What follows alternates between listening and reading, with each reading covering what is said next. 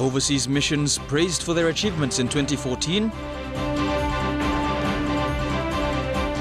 Family escapes unhurt after their vehicle slams into a power pole. And war remains relocated due to infrastructure development. This is National EMTV News with Mary Bartulo. A very Merry Christmas to you. Hello and welcome to Thursday's news. 2014 has been a year of great achievements. Minister for Foreign Affairs and Immigration, Rimbing Pato, said this in a joint Christmas message with the Department Secretary, William Dim. They thanked all those serving at our overseas missions and posts for helping to make 2014 the most fruitful year of achievements for PNG's diplomacy efforts. In their joint Christmas message, Minister Pato and Secretary Dim said some of the achievements of the year included the outcomes of important visits and international meetings hosted in PNG. Also highlighted were the many occasions when representatives of government, the private sector and NGOs traveled abroad to meetings and conferences and presented PNG's national story. Many of those visits were for the purposes of trade, finance and development cooperation, which Mr. Pato said will help to build the country's economy and bring opportunities for the people. Mr. Pato and Mr. Dim agreed that an important milestone was the restart of the Foreign Service Training Program in the department. The PNG Foreign Policy theme, PNG Connect, Growing Papua New Guinea's Connections in a Globalizing World, has pointed the department in a new direction. With just days away from 2015, the year PNG will host the Pacific Games and celebrate its 40th anniversary of independence, Mr. Pato urged his staff and their families to make 2015 even better by showcasing our diversity, democracy, and development of our country's resources, the foremost of which is our people. Delhi Bagu, National EMTV News. Reformed youth from Moresby Northeast Electorate spent Christmas Day providing security for public commuters at the busy Gordon's Unagi bus stop. Their efforts were rewarded when Women in Business Executive Director Janet Sape and NCD Metropolitan Superintendent Andy Bauer paid them a visit. They encouraged the youth and also provided them lunch. After a week of surrendering firearms, these youths have now taken to protecting women and children. They will be seen directing buses to designated areas, making sure traffic on the road is free and the public is safe from bag snatching and pickpocketing. The youths were treated to lunch today by Women in Business Executive Director Janet Sape, who said women in business will continue to support the youth. Look back, think back your life for you. You stop watching one and where do you want to go from here? You do not like stop this the same life where you stop long end. Some lessons must come up no life for you. Papua New Guinea is now you here too you must think in. NCD Metropolitan Superintendent Andy Bauer was also at the bus stop and encouraged the young men to continue their work to change the city.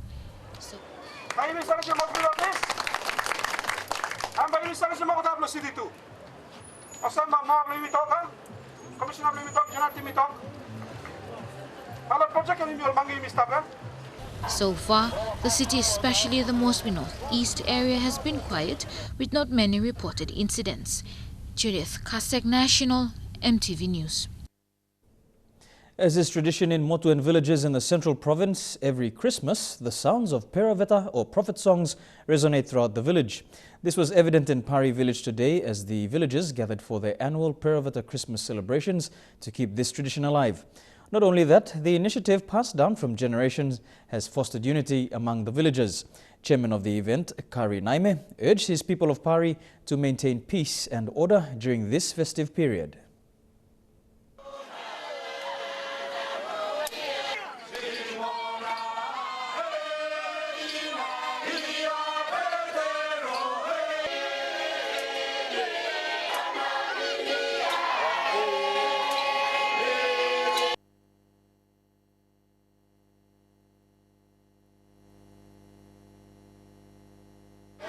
Encourage both parties to celebrate the Christmas in a good spirit, in a loving way to encourage each other. Both all the differences behind them. Workers at the Port Moresby General Hospital's General Services Department will not celebrate Christmas after their pay for the last 2 weeks was not given to them. Angry workers gathered outside their 3-mile bus stop this morning to voice their frustrations. Matthias Siba, who has worked in the hospital for over 30 years, says the hospital has not given them their Christmas pay for the last fortnight.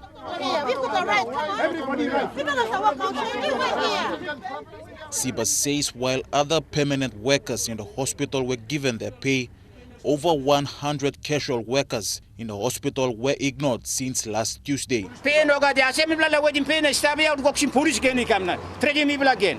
Now we let the now okay now they come in or security get out me black man na me now sell one me rascal me blow work mamlo here long weekend me blow spending for night money blow me blow why now no buy me blow for night money.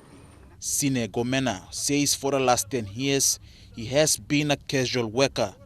There were no proper contracts signed between them and the hospital's management. Me blood cooking medical waste, general waste. Over the rubbish into the big blouse again. Me blood Port Moresby General Hospital together. I'm still need house block and block castle. Castle me blood working people labor work. Labor department must come to look latu. Nail department must look sour latu. Me blood castle for life. Me blood stop. I'm not CSM castle me blood stop.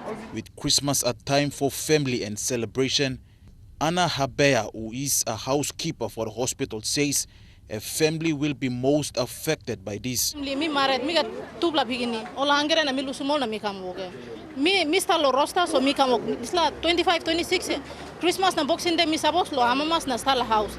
But all putting me lo roster so me get work so me come. Me no simpe yet na me come work stable. Meanwhile, attempts to get in touch with the management of the hospital were unsuccessful. Moreover, MTV News was told by a management staff this morning that all these were sorted out. But the workers say, I'm not starting blame, I'm booking money loan man. I'm first time coming, I'm giving 3,000, I'm the give like 3,000, pay no come, so you like 3,000, you like skill him now, you like again, you blow. So some money looks him, some people no him, so we think wipe and blow up, we think important money from blood. We don't worry 3,000, we don't worry for that money from blood. Stanley Over Jr., National MTV News. Lay's Engau Accident and Emergency Section was quiet last night compared to previous Christmas Eves. This follows police roadblock operations and raids that have curbed binge drinking that caused road accidents and fights during previous festive seasons. MTV's Bethany Harriman was at the Memorial Hospital early this morning. It's 12 a.m. now and we've been outside Engau's Accident and Emergency Section for the last 4 hours. We've been expecting to see serious cases come in related to alcohol, similar to those seen in the past. But we've only seen 10 cases. The most serious was a man that came in from Bulolo. He was stabbed in the abdomen, and a woman with a fractured skull. But in the 4 hours, there were vehicles that came in with double blinkers, signs that a patient was coming to the accident and emergency rooms for treatment. Inside the emergency area's waiting room, patients sit wanting treatment for food poisoning caused by party food and others waiting for those getting stitches, while the guardians of the sick and injured make their way inside to spend Christmas at the A&E wards. Compared to previous years, the waiting area was a lot quieter. Like that. So people should not interpret the meaning of Christmas by, excessively consuming alcohol and other alcohol-related substances like homebrew and things like that usually has a very high mortality and morbidity. Dr. Alex Peawi, in an earlier interview yesterday, predicted that there would be cases related to alcohol consumption and food poisoning. At night, this man was apprehended by members of a security company for being drunk. The A&E's slow Christmas Eve comes as police operations decreased the number of Christmas casualties dramatically. Doctors, nurses and police personnel work under difficult conditions, housing issues and staff shortages, but they still contain problems during the major events on the calendar. Well, Christmas is now over, though Engau's A&E unit was quiet tonight. New Year's Eve will bring its own challenges. Bethany Harriman, National MTV News, Lae. A family of 6 escaped death in Port Moresby this morning when their vehicle was hit by a power pole. Eyewitnesses say it would be a tragedy this Christmas if they had been electrocuted. Residents are now calling on PNG Power to replace old steel power poles. The incident this morning has caused local residents along Daure and Kanagi streets in 6 Mile to raise concerns about old steel power pole near their homes. Like this one, many poles have corroded and may fall into neighboring residents anytime. Look at the post up, I'm rust finish. Only to change him, no change him. So same incident come up by same Sunday by come up no man by An eyewitness says a vehicle with 6 occupants inside bumped the support pole, which caused the opposite pole with active lines to fall on the road and on the vehicle. Me like crossing road straight here, it's like 10-seater somehow I'm come low. Every must side there. I must lose him control. Some like kind disturbance inside the car, and somehow I'm bump him narapla post upside. And then by bumping that, then pull him all get a wire on narapla pole, narapla side na, pull him this like come down. And at the same time, one family too come low, narapla car, but people are talking more or drive away because I'm been live wire. So at that instant, I told all the household to put their mains off. The occupants of the vehicle drove off unhurt as PNG Power workers arrived to inspect the situation.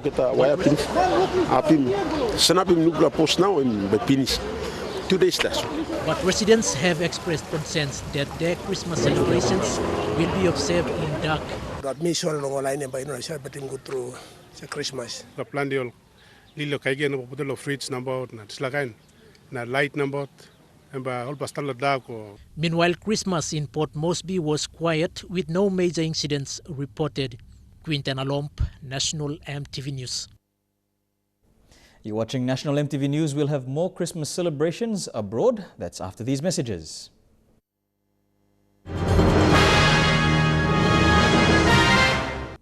Welcome back to the news. The Christmas spirit was celebrated around the world as well. In Sydney, it's the time of the year where the needy and homeless enjoy food and laughter shared at charity lunches.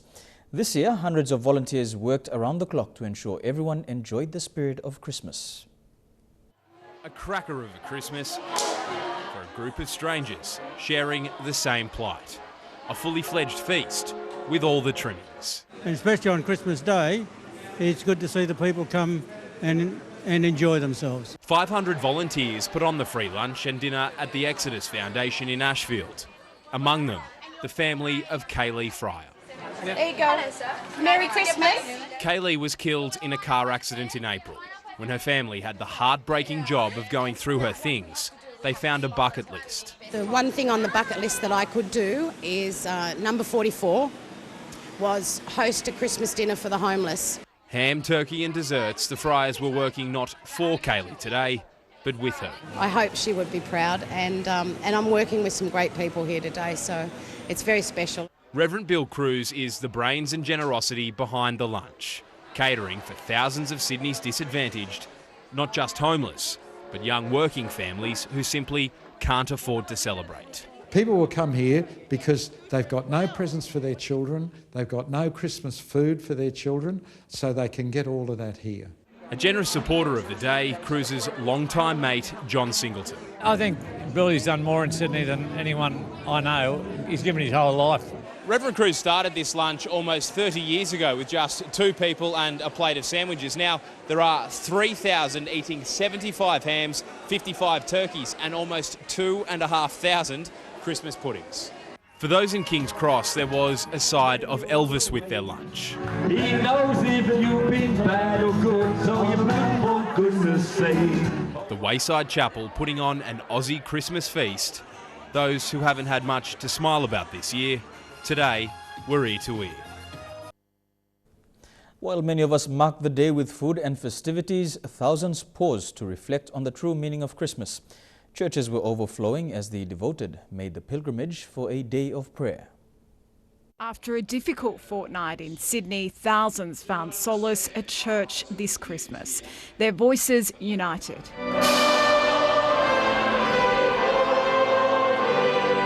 At St Andrews, it was standing room only as Dean Philip Jensen delivered his final sermon, highlighting the need for a saviour in the form of Christ. Where no longer are people terrorised by Islamic terrorists. I want a world that has Christ as King and brings peace to the world. The pews were packed in St Mary's Cathedral, where Archbishop Anthony Fisher reflected on the Martin Place siege. Sydney has said this week, loud and clear, violence is not the last word. Life and love are more powerful than death. The Greek Orthodox lit candles, those at Hillsong sang and danced at what resembled a rock concert. 5,000 flocked to midnight mass at the Vatican for the Pope's address, silent as the pontiff called for tenderness and warmth after a violence-plagued year. La vita della gente è semplice. Other Christians chose to mark the start of Christmas in Bethlehem, the traditional birthplace of Jesus. A procession moved into Manger Square before midnight mass at the Church of Nativity. Christmas, a day for faith, hope and love. Britain's Prince George must have been a very good little boy this year because Santa is reportedly delivering him a rather extravagant gift.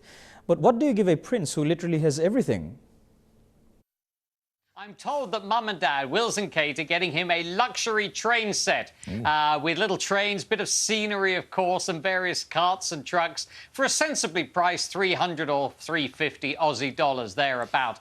But it's Carol and Michael Middleton, Kate's parents, who I think have splashed out the most. Look at this. It's not a rocking horse. It's a rocking zebra. These are hand-carved animals, believe it or not. Of course, reflecting Will's love of Africa. And apparently they saw these at a country fair and commissioned one. They are available in 1 or 2 top shops here in London. The price tag, though, $8,000. Wow.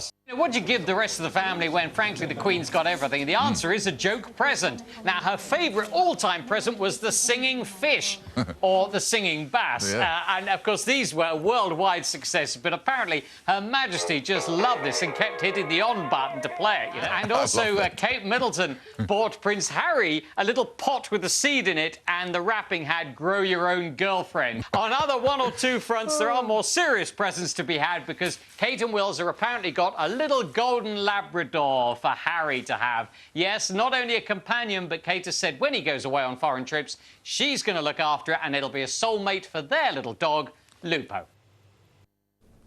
In Hong Kong, a security van transporting cash spilled more than $15 million on one of its busiest highways on Christmas Eve. Traffic was brought to a halt as people jumped out of their cars and scrambled to scoop up the money. The van was transporting a total of 30 containers of cash from Hong Kong Island to Kowloon on the opposite side of Victoria Harbour. Authorities are calling on people who recovered any of the lost cash to return it to the police. Otherwise, they say they could face prosecution for theft. Still to come, war relics move to make way for renovations, and Oro Governor slams the government for its lack of attention on the West Papuan cause.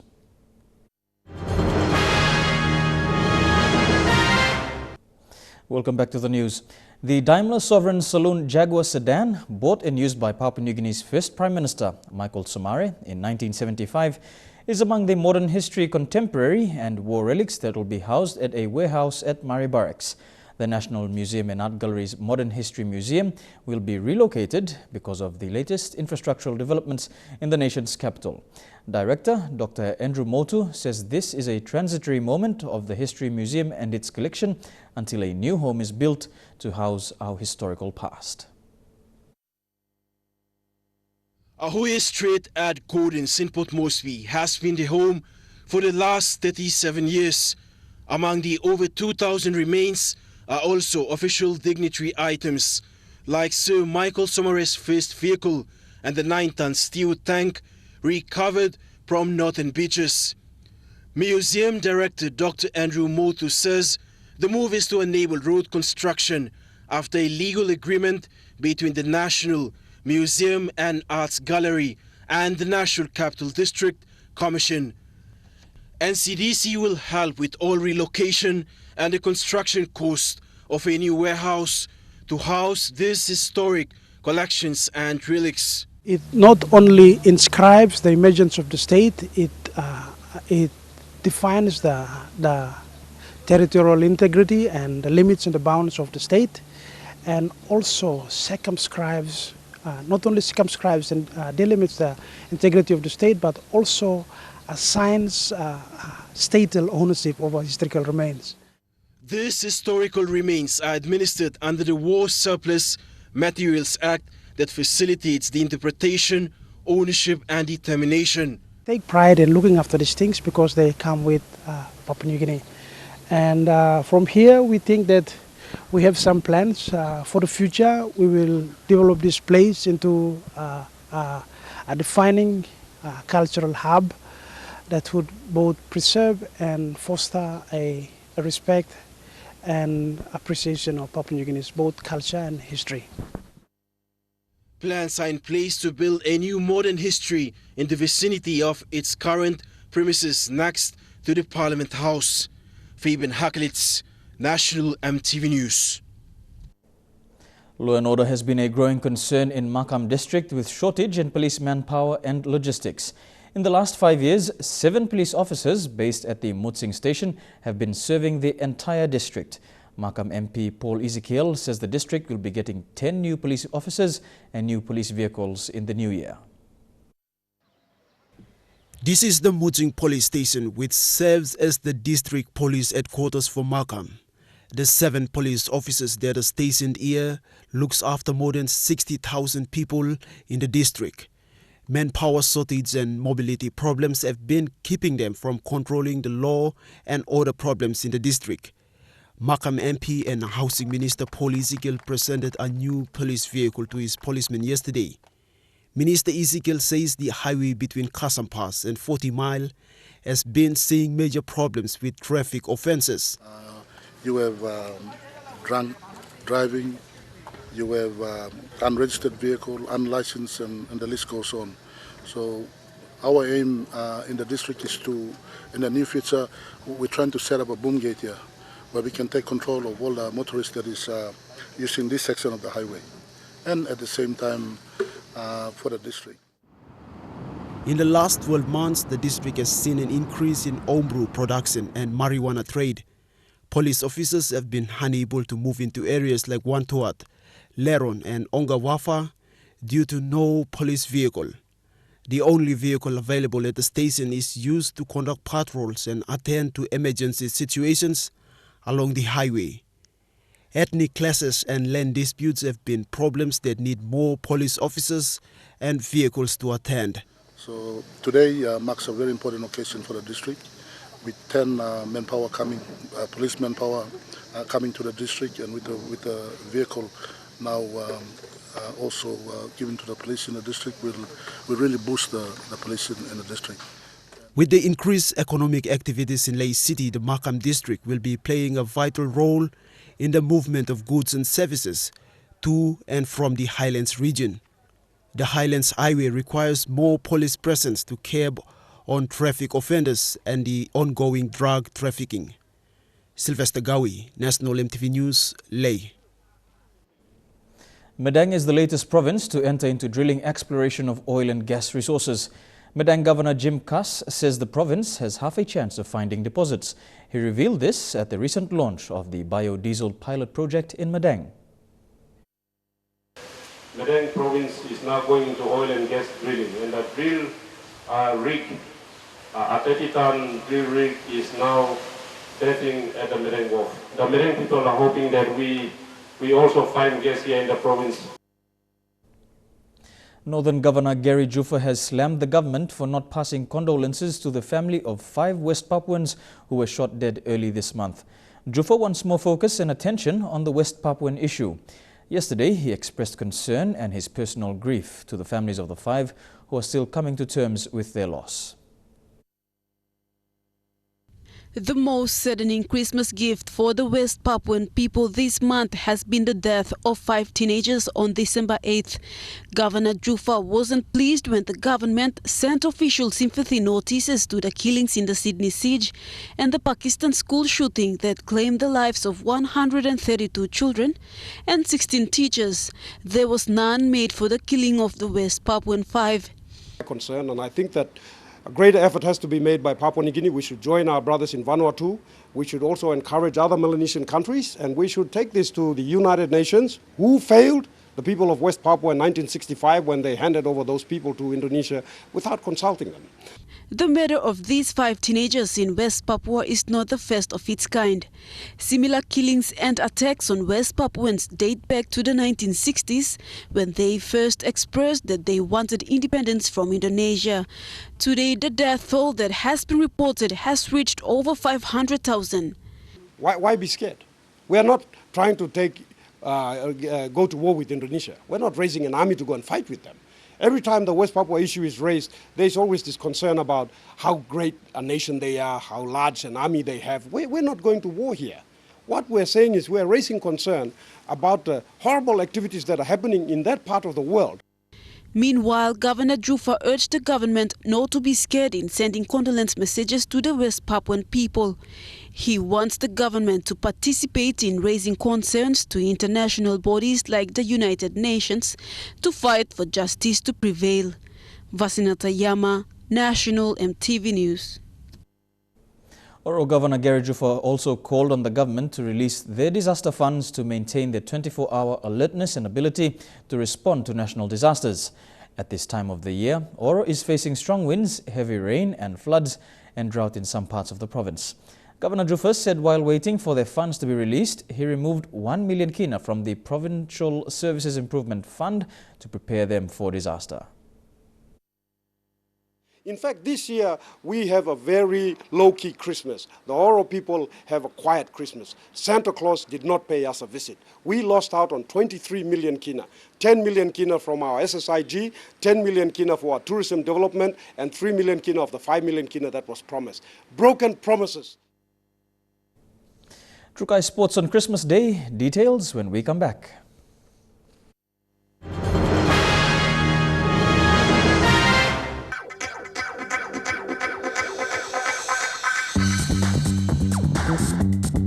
Trukai Sports.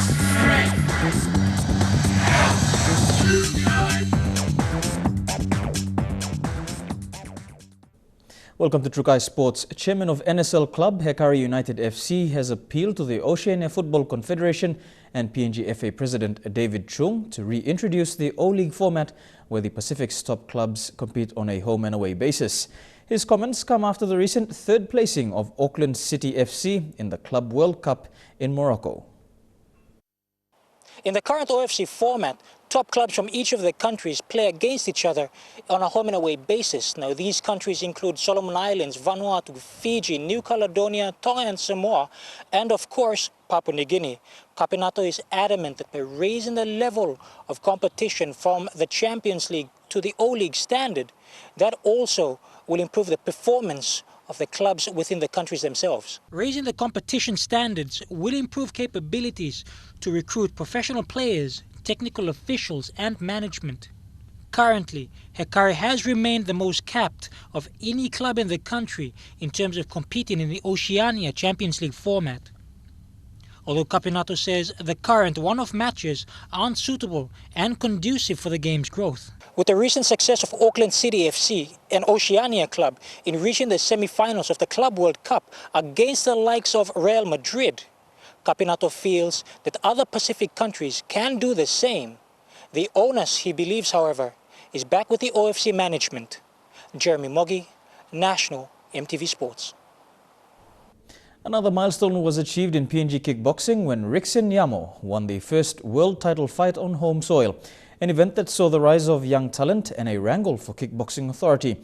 Regardless of the challenges, kickboxing is seen to be growing around the country.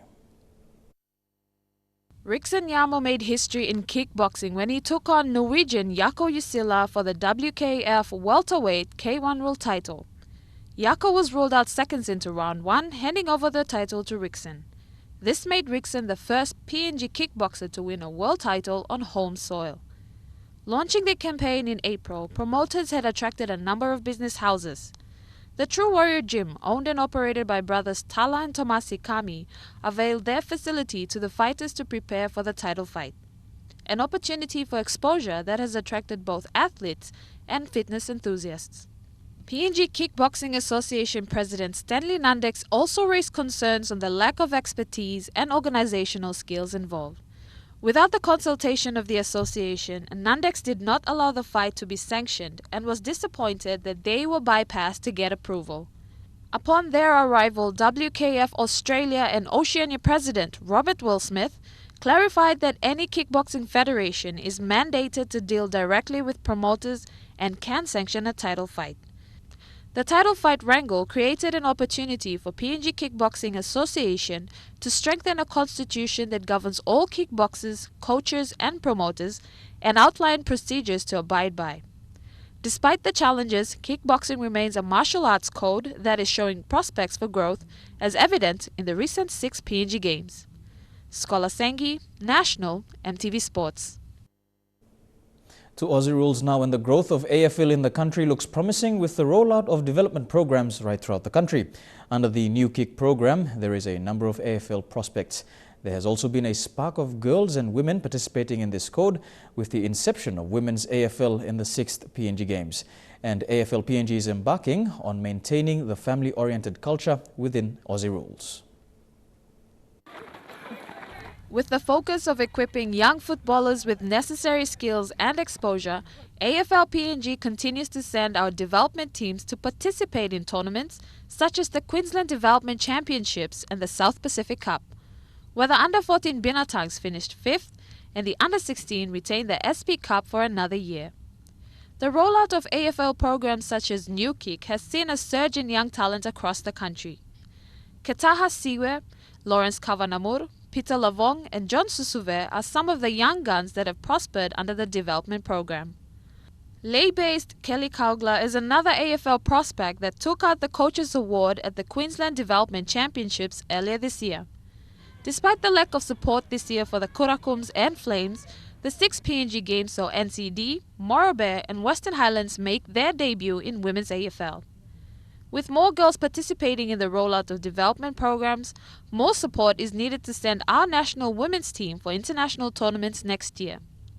The Coca-Cola Junior Regional Championships in September saw young footballers flock the respective centres of Port Moresby, Lae and Kimbe in the hope of being selected into the respective boys under-14 and under-16 Binatangs and under-17 girls in the Kurakum squads for AFL PNG's 2015 Academy. AFL PNG is striving to build a family and development culture with the rollout of development programs and the staging of annual AFL competitions throughout the country. Scholar Sengi, National, EMTV Sports. Following a successful year for the PNG RFU, with the Palais improving the standard of women's rugby in the nation and the Pukpuk Sevens qualifying for the IRB 7th circuit in over 10 years, Crisis has said PNG RFU as off-field player conduct has put pressure on the organisation. Through a number of organisational reshuffling earlier in the year, the pressure to now uphold the good reputation of rugby union lies in the hands of the PNG RFU. MTV's Jeremy Mogi with this report. Rugby is renowned worldwide as a family-oriented sport. Here in Papua New Guinea, off-field mischief is slowly stripping the sport of its good reputation. Earlier in the year, during the National Provincial Sevens tournament, misconduct on the field caused a bit of a stir as violence and abuse brought the game to a standstill. Players were banned and clubs were heavily sanctioned. As the year went on, PNG RFU made internal changes, with Frank Genia being announced as General Manager, Sailosi Druma upholding the rugby development saga, and Fijian coaches Eleanor Kunatuba and Ferete Verabula improving the standards of Sevens rugby nationwide. In October, the SP Export Sevens boys created history, making the cut into international rugby after 10 years. However, success led to controversy. The PNG RFU were accused of stripping players off their player entitlements, with claims lashing all over social media that players weren't paid. Following these claims, which are yet to be confirmed by the PNG RFU, 3 renowned national reps, including one latest inclusion, damaged PNG RFU property at the Monia Rugby Park. While there has been very little publicity on the issue, the PNG RFU is left to deal with the issues caused by the 4 national reps, and the positive image of rugby in Papua New Guinea now remains uncertain. Jeremy Moggy, National MTV Sports. You're with National MTV News. Trukai Sports continues after these short messages. Trukai Sports. Welcome back to Trukai Sports. To cricket now, and Australia will look to land a knockout blow against an Indian side struggling under pressure in tomorrow's Boxing Day test at the MCG. Christmas morning and the Aussies are back in the net. Just a small sacrifice in their quest to take an unassailable 3-0 series lead. The fragility of the Indian camp certainly hasn't gone unnoticed, and the skipper is hoping he and his team can fast-track their downfall. Amongst their group, they're doing a lot of whinging, complaining amongst themselves, so they're doing it all for us. So hopefully that can hinder them come out here this week. The Indians are reportedly imploding. The blame game has erupted, and Smith is planning to use it to his team's advantage. If they want to get on with that in the dressing room, that's up to them. But we'll just come out and keep doing the same thing we've been doing, and hopefully we'll get some of the same results as well. The Aussies have recalled Ryan Harris to replace Mitchell Starc. Debutant Joe Burns is set for a sleepless night, and Smith will have a few nerves of his own as he leads his side for the first time onto cricket's biggest stage. Every time you walk out here at a Boxing Day test match, it's an amazing feeling. So, yeah, look, to lead this side, it's going to be an exciting week. Shane Watson is desperate for runs, and fortunately Melbourne has been a happy hunting ground. He averages 89 at the MCG, and Smith will help him get back to his best. I've just got to manage him right. If we've got to go into bat, I've got to make sure he hasn't bowled too many overs at the end there, so he's fresh when he gets out there to bat. Very few are tipping the contest to last 5 days, hence the value of winning the toss. Hopefully we can win a toss and post a few on the board. To yachting now, and the bid by Wild Oats 11 for a record 8 line honours is expected to face a monumental challenge when the Sydney to Hobart starts tomorrow.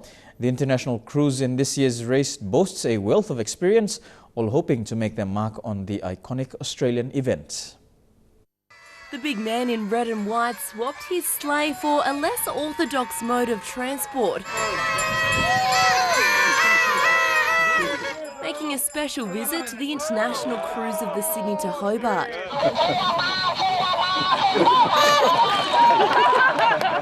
Australian delicacies were on the wish list. Tim Tam, all right, this is energy food, guys.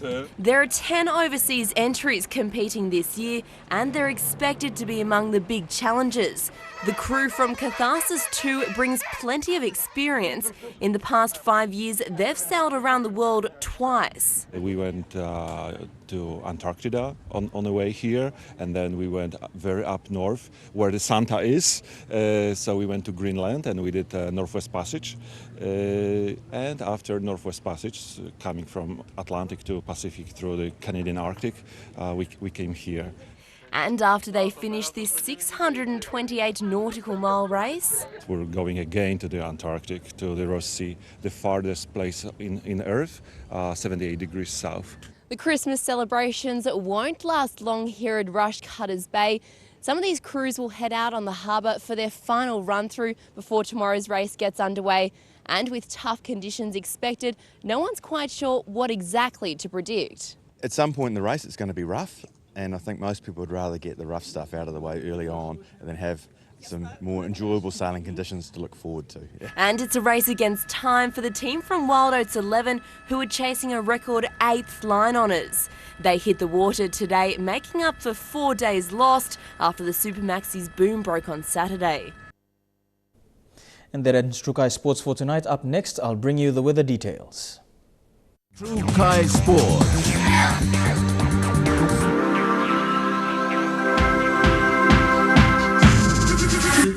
Trukai Sports. This weather information is brought to you by Tablebirds.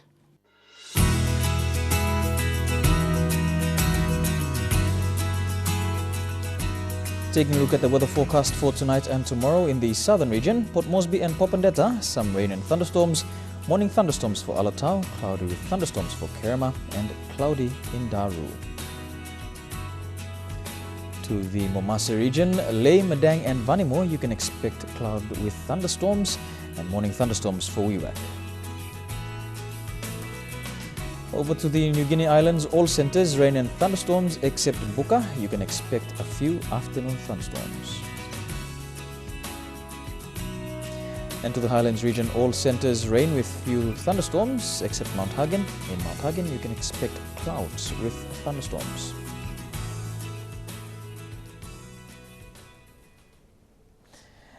And to end the news this evening, a recap of our top stories. Overseas missions praised for their achievements in 2014. Family escapes unhurt after the vehicle slams into a power pole. And war remains relocated to make way for infrastructure development.